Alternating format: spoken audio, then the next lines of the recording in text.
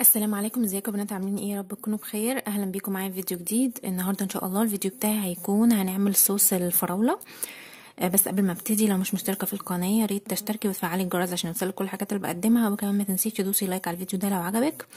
صوص الفراوله بتاعنا هيكون اللي هو ممكن تستخدميه في تزيين الكيك، تستخدميه مثلا في الحلويات بتاعتك، ممكن تعمليه حطيه على الترايفل، ممكن تحطيه على بانكيك، ممكن تستخدميه لحاجات كتير جدا، ليه مليون فكره.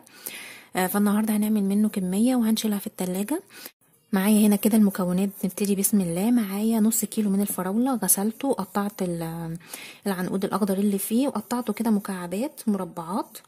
تمام. ومعايا هنا كوباية من المية، ومعايا كوباية من السكر، ومعايا هنا معلقة كبيرة من الكريم شانتيه الخام، ومعايا معلقة كبيرة من النشا. لو ما عندكيش كريم شانتيه خام ممكن تستغني عن خطوة الكريم شانتيه يعني، انما بقية المكونات موجودة معانا. نسيت اقول لكم كمان في المكونات نص ليمونه، وفي كيس فانيليا.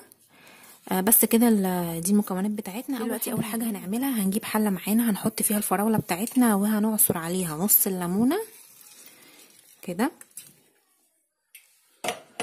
وهنحط عليها كوبايه السكر،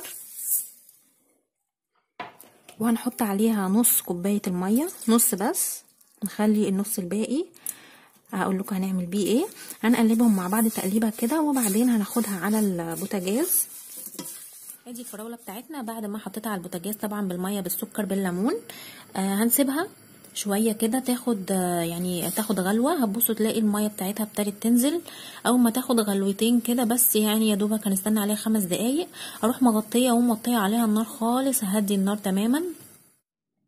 دلوقتي ده شكل الصوص بتاعنا بعد ما عدى عليه نص ساعه. شايفين الفراولة طبعا استوت. هنطفي عليه وهنسيبه يبرد، وبعد ما يبرد هنضربه في الخلاط، وبعدين نرجعه على الحله تاني واوريكم هنعمل ايه. صوص الفراوله بتاعي بعد ما ضربته في الخلاط، بعد ما ضربته طبعا صفيته. شايفين طلع البذر بتاع اللي بيبقى موجود في الفراوله ده مش عايزينه طبعا عشان الصوص بتاعنا يبقى ناعم خالص. هبتدي دلوقتي اجيب المكونات التانية اللي هنضيفها.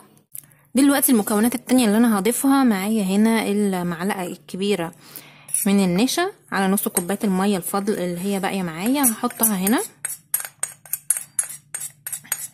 وكمان معلقه الكريم شانتيه هنضيفها برضو على الميه،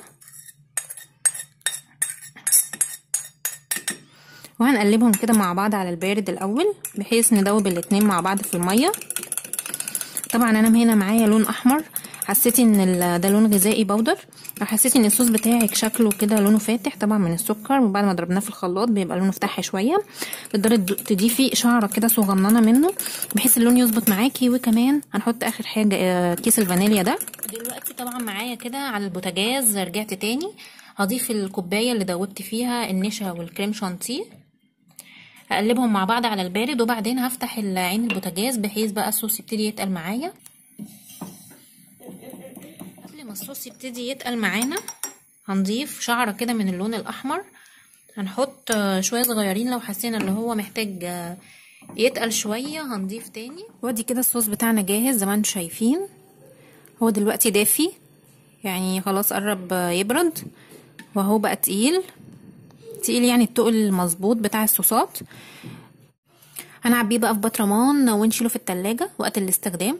يا رب الفيديو يكون عجبكم. ما تنسوش بقى لو عجبكم طبعا تعملوا لي لايك عليه، وتشتركوا في القناه لو اول مره تشوفيني، وفعلي الجرس عشان يوصلك كل الحاجات اللي بقدمها بعد كده. واشوفكم في فيديو جديد. مع السلامه.